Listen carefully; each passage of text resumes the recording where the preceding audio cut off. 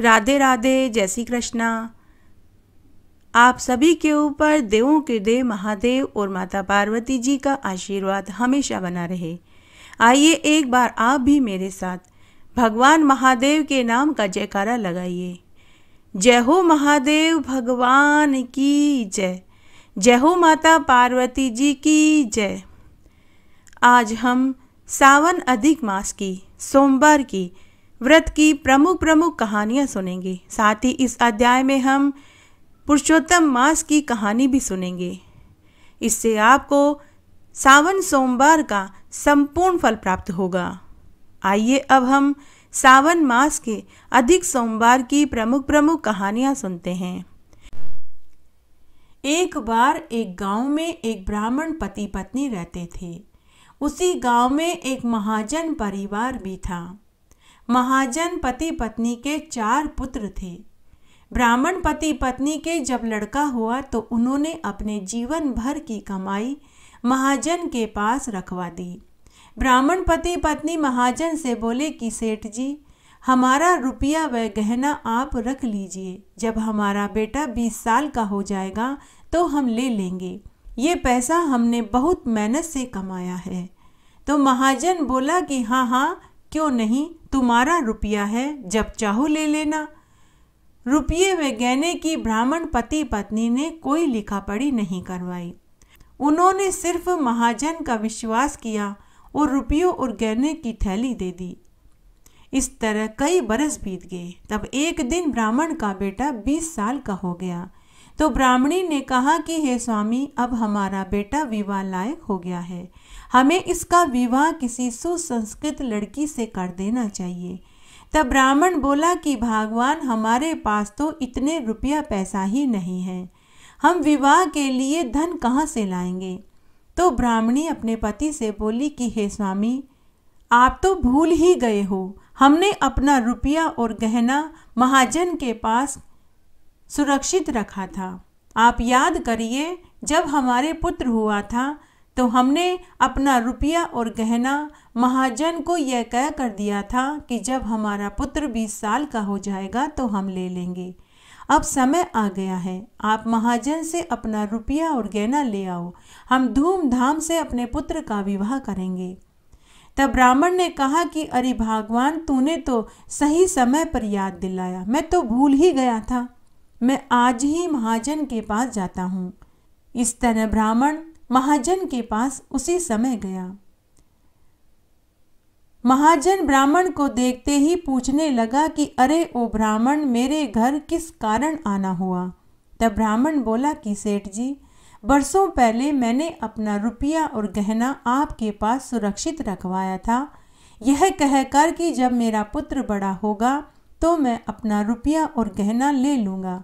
अब मैं और मेरी पत्नी अपने पुत्र का विवाह करना चाहते हैं, तो हमें हमारा रुपया और गहना लौटा दीजिए। तो सेठ जी नाराज होते हुए बोला कि अरे ब्राह्मण, तू क्यों झूठ बोलता है? तूने कब मेरे पास रुपये गहने रखवाए थे? किसके सामने रखवाए थे? क्या मैंने कोई लिखा पढ़ी करी थी? अरे तू ब्राह्मण होकर झूठ बोलता है। और सेठ जी ने नौकरों से कहकर ब्राह्मण को धक्के मारकर अपने घर से निकलवा दिया। ब्राह्मण गिड़गिड़ाता रहा, रोता रहा, सेठ जी के चरणों में गिर पड़ा, मिन्नतें करने लगा कि हे सेठ जी, मुझ गरीब की बद्दुआएं मत लीजिए, मैंने वो पैसा बहुत मेहनत से कमाया था। लेकिन सेठ जी के ऊपर ब्राह्मण की एक न चली। उसके बाद ब्राह्मण अपने घर वापस आ गया। पत्नी ने अपने पति से पूछा कि आपकी आंखें रोई हुई कैसे लग रही हैं, क्या बात हुई, हमारे रुपये और पैसे की थैली कहाँ है? तो ब्राह्मण ने रोते रोते पूरी बात बताई। ब्राह्मणी उसी समय महाजन के घर पहुंच गई और महाजन के घर के बाहर चिल्ला चिल्ला कर बोलने लगी कि अरे ओ सेठ, तू मेरा पैसा और मेरे गहने मुझे वापस दे दे, तुझे मेरी आह लगेगी, तुझे एक ब्राह्मण का पैसे लेते हुए लज्जा नहीं आई? ओ ब्राह्मणी चिल्ला चिल्ला कर बोलने लगी। पूरा गांव एकत्र हो गया। तभी महाजन की पत्नी शिव पूजा करके घर आ रही थी। उसने देखा कि उसके घर के बाहर भीड़ खड़ी थी। वो जल्दी जल्दी घर के भीतर गई और अपने पति से पूछने लगी कि हे स्वामी, ब्राह्मणी हमारे घर के बाहर क्यों चिल्ला रही है। तब महाजन ने अपनी पत्नी से कहा कि ब्राह्मणी खुद के पैसे और गहने मांग रही है, मैं देना नहीं चाहता। महाजन की पत्नी ने कहा कि हे स्वामी, उनका रुपया और गहना उन्हें लौटा दो, वो एक ब्राह्मण है, हमें बड़ा भारी पाप लगेगा। मुझे भी याद है, बरसों पहले दोनों ब्राह्मण पति पत्नी अपना रुपया और गहना आपके पास सुरक्षित रखवाने आए थे। तभी महाजन ने अपनी पत्नी को डांटते हुए कहा कि तुम चुप हो जाओ और घर के भीतर चली जाओ। हमारे बीच में बोलने की तुम्हारी क्या हिम्मत है? जाओ, यहाँ से चुपचाप भीतर चली जाओ। बाहर ब्राह्मणी चिल्ला चिल्ला कर सब लोगों से अपना दुखड़ा सुना रही थी। ब्राह्मणी सब गांव वालों से कह रही थी कि ये महाजन मेरा रुपया और गहना नहीं दे रहा। तभी महाजन घर के बाहर आया। उसने पूरे गांव वालों के सामने कहा कि अरे गांव वालों, ये ब्राह्मण पति पत्नी झूठ बोल रहे हैं। अगर सच में इन्होंने मेरे पास रुपये और गहने रखवाए हैं तो अभी सभी मेरे साथ शिव मंदिर में चलो और शिवजी के मंदिर में शिवजी के सामने अगर यह ब्राह्मणी अपने इकलौते बेटे के सिर पर हाथ रख कर सौगंध खाए कि इसने मुझे रुपयों और गहने की थैली दी थी, तो मैं इसे उसी समय रुपये और गहने की थैली दे दूंगा। तो ब्राह्मणी ने रोते रोते कहा कि अरे महाजन, अभी चल, मैं अभी मंदिर में अपने पुत्र के सिर पर हाथ रख कर सौगंध खा लूँगी। पूरा गांव, ब्राह्मण पति पत्नी, महाजन और ब्राह्मण का पुत्र सभी शिव मंदिर में पहुंच गए। तब ब्राह्मणी ने अपने इकलौते बेटे के सिर पर हाथ रख कर सौगंध खाई कि मैंने आज से कई बरस पहले अपनी मेहनत मजदूरी से कमाए गए रुपये और गहने की थैली महाजन के पास सुरक्षित रखवाई थी। ब्राह्मणी ने पूरी बात सच बोली थी, लेकिन तभी ब्राह्मणी का बेटा निढाल होकर जमीन पर गिर पड़ा। उसी क्षण उसकी मृत्यु हो गई। यह देखकर महाजन की हिम्मत बढ़ गई। वह महाजन सभी गांव वालों से बोला कि देखो गांव वालों, इस ब्राह्मणी ने झूठी सौगंध खाई थी, इसीलिए इसका बेटा मर गया। ब्राह्मण दंपति हक्के बक्के रह गए कि हे भगवान, हम सच्चे थे, फिर भी हमारा बेटा मर गया। उसके बाद सभी गांव वाले, महाजन सभी अपने अपने घर चले गए। तब ब्राह्मण ने ब्राह्मणी से कहा कि अरे ओ मूर्ख स्त्री, तूने रुपयों और गहनों के खातिर अपने पुत्र की सौगंध खाई। हम रुपया और गहना तो फिर बनवा लेते, अब पुत्र कहाँ से लाएंगे? और दूसरा, पूरे गांव के सामने हमारी इज्जत गई सो अलग। अब मैं इस गांव में नहीं रह सकता। वह ब्राह्मण गांव के बाहर एक जंगल में नदी के किनारे घास फूस की झोपड़ी बनाकर के रहने लगा और जंगल से कंद मूल फल खाकर अपना जीवन गुजारने लगा और मन ही मन सोचने लगा कि हमने सच्चाई बोली, फिर भी भगवान ने हमारे साथ ऐसा क्यों किया। उधर ब्राह्मणी अपने मृत पुत्र को कंधे पर लेकर उसी जंगल में नदी के किनारे एक बेल पत्र के पेड़ के नीचे आकर बैठ गई और मरे हुए पुत्र को गोद में ले लिया। पूरे समय ओम नमः शिवाय मंत्र का जाप करती रही।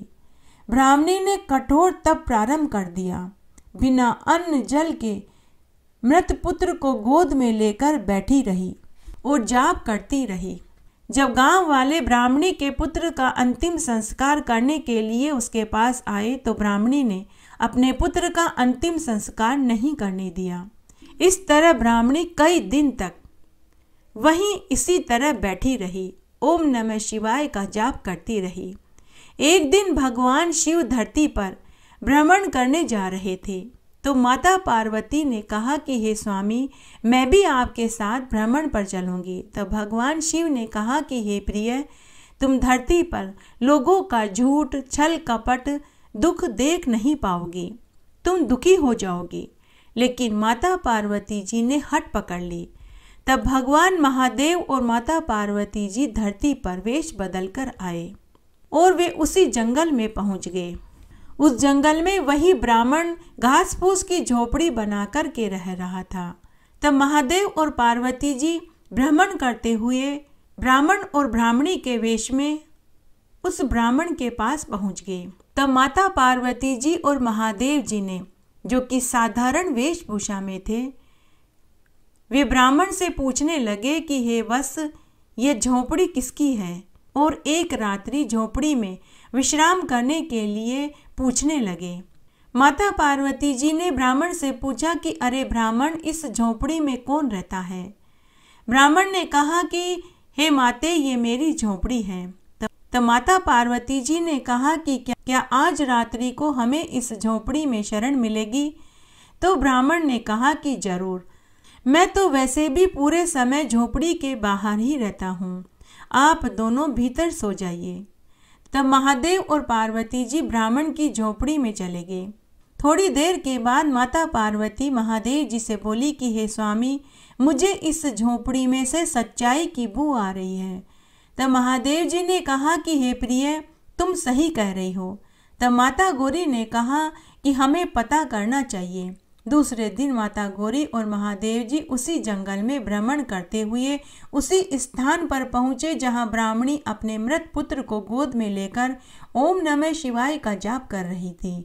तब महादेव और पार्वती जी ने देखा कि जिस बीलपत्र के पेड़ के नीचे वह ब्राह्मणी अपने मृत पुत्र को लेकर बैठी थी, उस पेड़ के एक एक बील पत्र में से ओम नमः शिवाय की ध्वनि निकल रही थी। तब माता पार्वती ने महादेव जी से कहा कि हे स्वामी, यह स्त्री बड़ी दुखी लग रही है, हमें इससे इसका दुख पूछना चाहिए। तब माता पार्वती जी ने कई बार उस ब्राह्मणी को आवाज लगाई, लेकिन ब्राह्मणी सिर्फ ओम नमः शिवाय के अलावा न तो कुछ सुन सकती थी और न ही वह सुनना चाहती थी। तभी वहाँ वही ब्राह्मण आ गया। माता पार्वती जी ने और शिव जी ने पूछा कि हे ब्राह्मण देव, यह स्त्री कौन है और इसकी गोद में यह पुत्र जो मरा हुआ है, यह कौन है? तब ब्राह्मण ने कहा कि यह मेरी स्त्री है और ये मरा हुआ है जो मेरा पुत्र है। इसके अलावा मैं आपको कुछ नहीं बता सकता। और ऐसा कहकर ब्राह्मण वहाँ से चला गया। तब भगवान महादेव ने माता पार्वती से कहा कि हे प्रिय, अब तो मुझे भी सच्चाई जाननी है, चलो हम गांव के पनघट पर चलते हैं। वहाँ बहुत सी स्त्रियां पानी भरने आती हैं। स्त्रियों के पेट में बात नहीं पचती, कोई न कोई स्त्री हमें जरूर सत्य बताएगी। तब माता पार्वती और महादेव जी, जो वृद्ध दंपति के वेश में थे, वे गांव के पनघट पर गए और वहां जाकर एक चबूतरे पर बैठ गए। तभी वहां बहुत सी स्त्रियां पानी भरने आई। वृद्ध दंपति वेश में भगवान ने उनसे पीने का पानी मांगा। तब एक पनिहारिन ने उन्हें पानी पिलाया। तब उन पनिहारिनों में से एक पनिहारिन वृद्ध दंपति से बोली कि क्या आपको मालूम है कि हमारे गांव के महाजन ने एक ब्राह्मण पति पत्नी के साथ क्या किया? महादेव जी और माता पार्वती जी तो यही जानने आए थे। तब गोरा बोली कि बहन बताओ क्या हुआ था? तब पनिहारिन बोली कि ब्राह्मण पति पत्नी ने रुपया और गहना हमारे गांव के महाजन के पास सुरक्षित रखवाए थे कि जब उनका बेटा बड़ा होगा तो वे ले लेंगे। लेकिन जब ब्राह्मण का बेटा बड़ा हुआ और ब्राह्मण दंपति महाजन से खुद का रुपया मांगने गए तो उस महाजन ने ब्राह्मणी को उसका पैसा वापस नहीं दिया और यह कहा कि शिव मंदिर में चलकर बेटे के सिर पर हाथ रख कर सौगंध खा। तब ब्राह्मणी ने अपने ही बेटे के सिर पर हाथ रख कर सौगंध खाई तो ब्राह्मणी का पुत्र मर गया। बेचारे उस ब्राह्मण परिवार का तो आज तक अता पता नहीं चला। अब माता गौरा और शिवजी को पूरी सच्चाई पता चल गई तो वे वापस उसी ब्राह्मण की झोपड़ी पर आए और ब्राह्मण से माता गौरा ने कहा कि अरे ब्राह्मण, आज खाना मैं बनाऊंगी, तब माता गौरा ने भोजन बनाया और 5 थालियों में भोजन परोस दिया। तब माता गौरा ने ब्राह्मण से कहा कि हे ब्राह्मण, आओ भोजन खा लो। तब ब्राह्मण बोला कि हे देवी, हम तो 3 जन हैं, आपने 5 थालियों में भोजन क्यों परोसा है? तो माता पार्वती ने कहा कि अरे ब्राह्मण, तुम अपनी पत्नी और बेटे को भी भोजन के लिए आवाज लगाओ। ब्राह्मण जो पहले से ही बहुत दुखी था, उसने कहा कि हे देवी, मेरी पत्नी मेरे मरे हुए पुत्र को लेकर 1 बरस से बिलपत्र के पेड़ के नीचे बैठी है और ओम नमः शिवाय का जाप कर रही है। 1 बरस से बेटा मरा हुआ है, मैं उन्हें क्या भोजन के लिए आवाज लगाऊं? तब भगवान महादेव जो वृद्ध के वेश में थे, उन्होंने ब्राह्मण से कहा कि हे ब्राह्मण देव, जैसा ये देवी कहती है वैसा ही करो। तब ब्राह्मण ने अनमने भाव से अपने पुत्र और पत्नी को भोजन के लिए आवाज लगाई। तभी एक चमत्कार हुआ। ब्राह्मण का पुत्र आंखें मलते हुए खड़ा हो गया और ब्राह्मणी भी आ गई। यह देखकर ब्राह्मण वृद्ध दंपति के चरणों में गिर पड़ा और बोला कि हे महात्मन, आप कोई साधारण मनुष्य नहीं हैं, आप हमें दर्शन दीजिए। तब भगवान शिव और माता पार्वती ने साक्षात दर्शन दिए।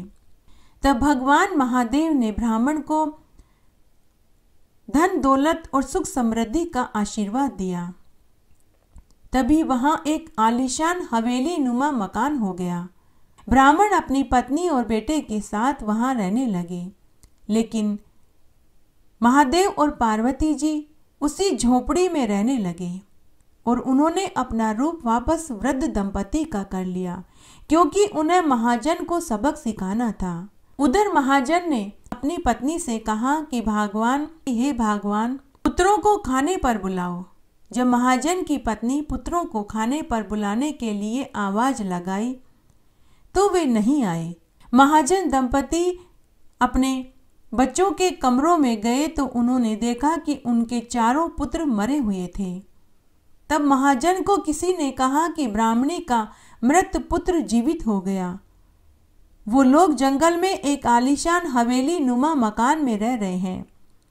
तभी महाजन अपने नौकरों के साथ जंगल में आया और बोला कि अरे दुष्ट ब्राह्मणी, तू डायन है, जादूगरनी है, तू मेरे 4 पुत्रों को खा गई। बता, तेरा पुत्र कैसे जीवित हुआ? बाहर निकल, मैं तुझे तेरे पूरे परिवार के साथ जिंदा जला दूंगा। तभी वहां वृद्ध दंपति वेश में महादेव और गौरा आ गए और उन्होंने एक चमत्कार करा। महाजन जिस स्थान पर खड़ा था वहां बड़ा भारी गड्ढा हो गया। महाजन गड्ढे में गिर गया और मदद के लिए चिल्लाने लगा। तभी वहां पूरा गांव एकत्र हो गया। महाजन की पत्नी भी आ गई।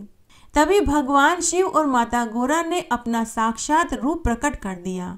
सभी गांव वाले भगवान के चरणों में गिर पड़े। महाजन की पत्नी भगवान के चरणों में गिरकर अपने पति की गलती की माफी मांगने लगी। तब भगवान महादेव ने कहा कि अरे महाजन, तू ब्राह्मण पति पत्नी का रुपया और जेवर, साथ ही तेरे धन में से आधा धन तू ब्राह्मण को दे, तभी मैं तुझे इस खड्डे में से बाहर निकालूंगा और तभी तेरे पुत्र जीवित होंगे। और साथ ही तू ब्राह्मण से 7 बार नाक रगड़ करके माफी मांग। अगर तूने ऐसा नहीं किया तो तेरे कर्मों का फल तेरे बच्चों को भुगतना पड़ेगा। तब महाजन ने हाथ जोड़कर कहा कि हे भगवान, मुझे माफ कर दीजिए। मैं ब्राह्मण का ही नहीं, अब तक गांव में से जिस के रुपये हड़पे हैं, मैं उन सभी को उनके पैसे ब्याज सहित लौटा दूंगा। तब भगवान ने महाजन को खड्डे में से बाहर निकाला। तब महाजन ने ब्राह्मण को उसके रुपया और गहना दिया और साथ ही 7 बार नाक रगड़कर ब्राह्मण पति पत्नी से अपनी गलती की माफी मांगी। साथ ही उसने गांव में से जिस के रुपये और गहने हड़पे थे, उन्हें ब्याज सहित उनके रुपये और गहने वापस दिए। उसके बाद अपने धन में से आधा धन उसने ब्राह्मण को दिया। तभी एक चमत्कार हुआ, उसके 4 पुत्र जीवित हो गए। एक बार की बात है, शंकर भगवान के लिए रोज रोज भांग रगड़ने से माता पार्वती जी परेशान हो गई और वो बोली, हे शंकर भगवान, रोज रोज आपके लिए भांगड़ली पीसते पीसते मेरे दोनों हाथों में दर्द हो गया है। मैं अब आपके लिए भांग नहीं पीसूंगी। या तो आप भांग पीना छोड़ दीजिए, नहीं तो मैं हमेशा हमेशा के लिए अपने माँ बाप के घर चली जाऊंगी। तो शंकर भगवान मुस्कुराते हुए बोले, हे पार्वती, मैं भांग पीना तो नहीं छोड़ सकता, तुम चाहे तो मायके जा सकती हो। पार्वती जी बोली कि सोच लो, मैं वापस फिर नहीं आऊंगी। शंकर भगवान बोले कि ठीक है गोरा, एक बार क्या 7 बार जाओ, मैं आपको नहीं रोकूंगा। माता पार्वती बोली कि अब तो मैं वापस तभी आऊंगी जब आप 7 बार नाक रगड़ोगे। ऐसा कहकर माता पार्वती जी मायके चली गई। अब शंकर भगवान खुद ही रोज भांग रगड़ते और पीते। इस तरह कई बरस बीत गए। तब एक दिन शंकर भगवान मन ही मन माता पार्वती जी को छलने का निश्चय करके उन्होंने माया से एक बहुत बेशकीमती हीरे मोती नीलम पन्ना जड़ी जूतियां बनवाई और शंकर भगवान ने एक बूढ़े मोची का वेश बनाया और पहुंच गए पार्वती जी के मायके में।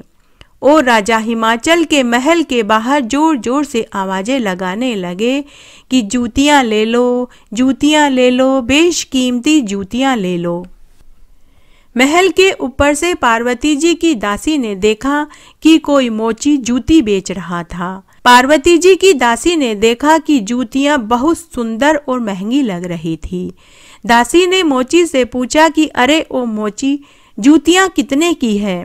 शंकर भगवान बोले, अरे बालिके, तेरी हैसियत नहीं है जो तू इन जूतियों को खरीद सके। तब पार्वती जी की दासी बोली कि अरे बाबा, मेरी हैसियत जरूर इन जूतियों की खरीदने की नहीं है, लेकिन मेरी मालकिन इन जूतियों को खरीद लेगी। तू रुक, मैं अभी अपनी मालकिन को लेकर आती हूँ। तब दासी महल के अंदर पार्वती जी के पास गई और पूरी सच्चाई बताई। यह सुनते ही पार्वती जी क्रोध से तमतमा उठी और वह बोली कि वह मोची जानता नहीं मैं कौन हूँ। तब पार्वती जी ने मोची को जनाजे वाले महल में बुलाया। पार्वती जी अपनी दासी के साथ वहां गई और बोली कि अरे ओ बूढ़े मोची, जूतियां कितने की है? शंकर भगवान जो मोची के वेश में थे वे बोले कि अरे बालिके, इस जूती को पहनने की तुम्हारी हैसियत नहीं है, यह अनमोल जूतियां हैं। हे बालिके, तुम इन जूतियों की कीमत नहीं दे सकती। इसको तो शंकर भगवान की रानी या फिर विष्णु भगवान की रानी ही पहन सकती है। तब माता पार्वती गुस्से से तमतमा उठी और बोली कि अरे बूढ़े मोची, तू जानता नहीं मैं कौन हूँ। मैं शंकर भगवान की रानी हूँ। अगर शंकर भगवान को पता चल गया तो वे तुझे यहीं बैठे बैठे ही भस्म कर देंगे। शंकर भगवान मन ही मन प्रसन्न होने लगे। तब मोची वेश में शंकर भगवान बोले कि ठीक है बालिके, वैसे तो ये जूतियां बहुत बेशकीमती है, लेकिन मैं तुम्हें एक शर्त पर इसे मुफ्त में ही दे दूंगा। अगर तुम 7 बार जूतियों पर नाक रगड़ दो तो मैं ये जूतियां तुम्हें मुफ्त में दे दूंगा। माता पार्वती ने मोची को बहुत भला बुरा कहा, शंकर भगवान का खौफ दिखाया, खुद की शक्ति बताई, लेकिन मोची टस से मस नहीं हुआ। आखिर थक हार कर माता पार्वती उन सुंदर जूतियों को जाने नहीं देना चाहती थी। जूतियां बहुत सुंदर थी, रह रह कर जूतियों में से बिजली की सी चमक उठ रही थी। तब माता पार्वती ने चारों तरफ देखा, कोई नहीं था। तब माता पार्वती ने जूतियां उठाई और जूती के ऊपर 7 बार नाक रगड़ी और बोली, ये ले मोची, मैंने जूती पर 7 बार नाक रगड़ दी है, लेकिन यह बात तू बाहर जाकर किसी से मत कहना। तब शंकर भगवान जो मोची के वेश में थे वे मन ही मन मुस्कुराए। शंकर भगवान मन ही मन सोचने लगे कि पार्वती जी तो बड़ी ही आसानी से छली गई। इस तरह फिर से कई दिन बीत गए। तब एक दिन माता पार्वती जी ने सोचा कि जूतियां कितनी सुंदर है, भगवान शंकर को दिखाने के लिए कैलाश पर जाना चाहिए। तब माता पार्वती जी जूतियां पहनकर शंकर भगवान के पास कैलाश पर पहुंच गई और उन्हें जूतियां दिखाने के लिए उनके आगे पीछे घूमने लगी। लेकिन शंकर भगवान कुछ नहीं बोले। तब माता पार्वती जी ने कहा कि हे देव, क्या आप पूछेंगे नहीं कि ये जूतियां मुझे किसने दी? शंकर भगवान भोले बनकर पूछने लगे कि हाँ गोरा, बताओ ये जूतियां तुम्हें किसने दी? तब माता पार्वती जी अकड़ती हुई बोली कि ये जूतियां मुझे मेरे पिताजी ने मेले में से दिलवाई है। ये लाख रुपए की जूतियां हैं, इसमें हीरे, पन्ने, मोती, नीलम जड़े हुए हैं। तब भगवान शंकर ने माता पार्वती जी से कहा कि अरे पार्वती, जरा तुम मेरे कमंडल में झांक कर देखो, फिर मुझे बताना कि यह जूतियां किसने दी और कितने की दी। जैसे ही माता पार्वती जी ने महादेव जी के कमंडल में झांका तो उसमें वो सारा दृश्य दिखाई दिया जिसमें शंकर भगवान मोची बनते हैं और माता पार्वती जी 7 बार नाक रगड़ती है। माता पार्वती जी को बहुत क्रोध आया। माता पार्वती जी ने शंकर भगवान से कहा कि आपने मेरे साथ छल किया है, और वो नाराज होकर वापस अपने मायके में चली गई। इस तरह फिर से कई दिन बीत गए। तब एक दिन माता पार्वती जी मनी मन सोचने लगी कि महादेव जी ने मुझे छला तो मुझे भी उनको छलना चाहिए। तब एक दिन माता पार्वती जी भिलनी का वेश बनाकर कैलाश पर पहुंच गई और वहां जाकर नृत्य करने लगी और गाने लगी। भगवान शंकर ने जब भीलनी को देखा तो उसके रूप और सौंदर्य पर वे मंत्र मुग्ध हो गए। भगवान शंकर ने भीलनी से कहा कि अरे भीलनी, तुम कौन हो? तुम्हारे पिता कौन है? तुम्हारा पति कौन है? तब भीलनी ने कहा कि मैं सुंदर भीलनी हूँ। मेरे पिता का नाम हेमा भील है और पति का नाम भंवर भील है। शंकर भगवान ने कहा कि अरे भीलनी, मैं तेरे रूप और यौवन पर मंत्र मुग्ध हो गया हूँ, तू मेरी रानी बन जा। तब भीलनी बोली, हे महादेव जी, मेरे पति तो उड़ती चिड़िया के पंख गिन लेते हैं, वो आपको यहाँ बैठे बैठे ही मार देंगे, और आपके तो पहली पत्नी पार्वती जी और दूसरी पत्नी आपके सिर पर यह गंगा बैठी है। मैं अगर आ गई तो आपके घर में तो लड़ाइयाँ हो जाएगी। तब शिव जी बोले कि अरे बावली भीलनी, पार्वती को तो मैंने मायके भेज दिया है और गंगा को मैं प्रवाहित कर दूंगा, तू कैलाश पर राज करेगी। तब भीलनी बोली कि देखो जटाधारी बाबा, न तो मैं शेर पर बैठूंगी, न ही नाड़िया पर बैठूंगी, न ही मैं बैल की सवारी करूंगी और न ही मैं रथ पर सवारी करूंगी। हे महादेव जी, आपका कैलाश तो कई योजन तक फैला हुआ है, मैं तो चलते चलते ही थक जाऊंगी। तब महादेव जी बोले कि अरे बावली, मैं इतना हट्टा कट्टा लंबा चौड़ा पुरुष हूँ, तू मेरे कंधे के ऊपर बैठकर सवारी करना। तब भीलनी ने कहा कि अच्छा चलो, तुम नीचे झुक जाओ, अभी मैं बैठकर परीक्षा ले लेती हूँ। भगवान शंकर ने दोनों हाथ जमीन पर टिका दिए और भीलनी के सामने झुक गए। तभी भीलनी उचक कर भगवान शंकर की पीठ पर जाकर बैठ गई। तभी वहां भगवान विष्णु, माता लक्ष्मी, ब्रह्मा जी, इंद्र, 33 करोड़ देवी देवता वहां उपस्थित हो गए और उनके ऊपर फूलों की बरसात करने लगे। जैसे ही भगवान शंकर सीधे खड़े हुए तो उनके सामने भीलनी की जगह माता पार्वती जी खड़ी मंद मंद मुस्कुरा रही थी। भगवान शंकर को जब पूरी बात पता चली तो वे थोड़े लज्जित हुए। एक बार बहुत छोटा सा गांव था। उस गांव में एक राजा अपनी 2 रानियों के साथ रहता था। राजा की बड़ी रानी पुरुषोत्तम भगवान की बड़ी भक्त थी। वह हर तीसरे साल आने वाले पुरुषोत्तम मास में स्नान और व्रत करती थी। तब एक दिन राजा ने भोजन की मेज पर अपनी दोनों रानियों से पूछा कि तुम दोनों किसके भाग्य का खाती हो। तो छोटी रानी ने कहा कि हे महाराज, मैं तो आपके भाग्य का खाती हूँ। लेकिन बड़ी रानी ने कहा कि महाराज, मैं तो पुरुषोत्तम भगवान का दिया खाती हूँ, मैं तो अपने भाग्य का खाती हूँ। यह सुनते ही राजा को बहुत गुस्सा आया। राजा ने बार बार बड़ी रानी से पूछा, लेकिन हर बार बड़ी रानी ने एक ही जवाब दिया कि महाराज, मैं तो अपने भाग्य का खाती हूँ, मैं तो पुरुषोत्तम भगवान का दिया खाती हूँ। राजा ने कहा कि हे रानी, अगर मैं 2 दिन भी तुम्हें भोजन न दूं तो तुम कहाँ से खाओगी? क्या तुम्हारे पुरुषोत्तम भगवान तुम्हें देने आएंगे? परंतु रानी ने एक ही बात कही कि महाराज, दाने दाने पर लिखा है खाने वाले का नाम। आप चाहे कुछ भी कहें, लेकिन मैं तो अपने भाग्य का खाती हूँ और पुरुषोत्तम भगवान का दिया खाती हूँ। तब राजा ने क्रोधित होकर अपने मंत्रियों के साथ बड़ी रानी को एक पुरानी हवेली में एक दासी के साथ भेज दिया। बड़ी रानी दासी के साथ पुरानी हवेली में आकर रहने लगी। रोज की तरह बड़ी रानी सुबह जल्दी उठी, स्नान आदि करके सूर्य नारायण भगवान को अर्घ्य दिया और पुरुषोत्तम भगवान के नाम की जाप करने लगी। तभी वहां 2 थालियों में भोजन आ गया। रानी ने एक थाली दासी को दी और एक थाली खुद ले ली, जिसमें से एक रोटी उसने गाय को दी, एक कुत्ते को दी और एक रोटी के टुकड़े कर कर उसने चिड़ी कबूतरों को डाल दिया और शेष भोजन उसने खुद कर लिया। इस तरह कई दिन निकल गए।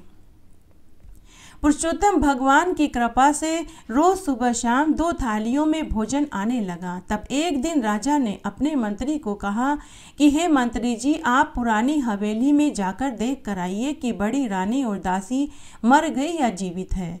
राजा की आज्ञा पाकर मंत्री पुरानी हवेली में बड़ी रानी और दासी को देखने पहुंचा। उसने देखा तो उसे आश्चर्य की सीमा नहीं रही। पुरानी हवेली में तो खूब धन दौलत, खूब वैभव समृद्धि हो गई थी। मंत्री ने जाकर राजा को पूरी बात बताई। उसके बाद राजा छोटी रानी और मंत्रियों के साथ पुरानी हवेली में पहुंचा। उन्होंने देखा तो उनके आश्चर्य का ठिकाना नहीं रहा। बड़ी रानी राजा जी को तुलसी क्यारे के पास लेकर के गई, गाय के गुआड़े के पास लेकर के गई, जहां वह चिड़ी कबूतरों को रोटी डालती थी वहां लेकर गई। सब जगह हीरे मोती बिखरे हुए थे। तुलसी के क्यारे में हीरे मोती जगमग हो रहे थे। गाय के गुआड़े में गाय का गोबर सोने में बदला हुआ था। बड़ी रानी जहाँ चिड़ी कबूतरों को दाना पानी डालती थी, वहाँ चिड़िया ने जो बीट कर रखी थी वह सोने में बदली हुई थी।